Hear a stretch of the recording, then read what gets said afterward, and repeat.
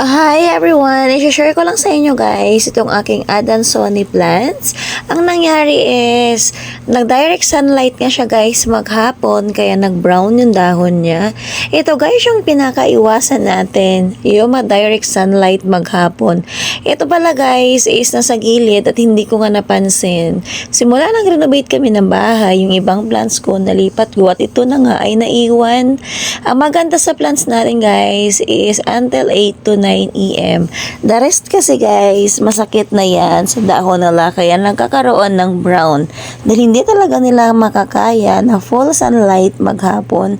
So naisipan ko na nga na ilipat na lang din sa pot yung isang maliit na pinapagate ko guys na okay na sana siya. Kumbaga stable na siya pero ang nangyari is na direct sunlight, nag-brown yung dahon niya. Kaya naisipan ko na nga siyang ilipat para nga kapag maging okay na siya ay mas maganda ngang tingnan at hindi na rin ako palipat-lipat pa dahil nga maliit yung kanyang pot. Ayan guys, ang ganda na rin ng roots niya. Kaya lang, ayun nga, ganyan yung nangyari. Kaya yun nga iiwasan natin. Kasi masasayang na talaga yung mga plants natin. Ito guys, pakita ko sa inyo yung roots. Sobrang ganda, healthy. Pero makakabawi naman guys dahil hindi naman maselan si Adansonii.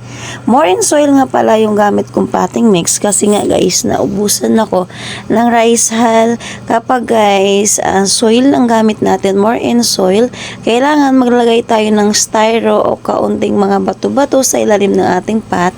Nang sa ganon kapag nagdilig tayo ay bababa yung lupa at hindi siya didikit doon sa ating pot. So yun ay iwasan natin guys, yung more in soil kasi ang mangyari sisiksik sa ilalim yung kanyang lupa. At magkakaroon yan guys ng root rot yung ating plants kasi hindi makalabas yung tubig ng maayos.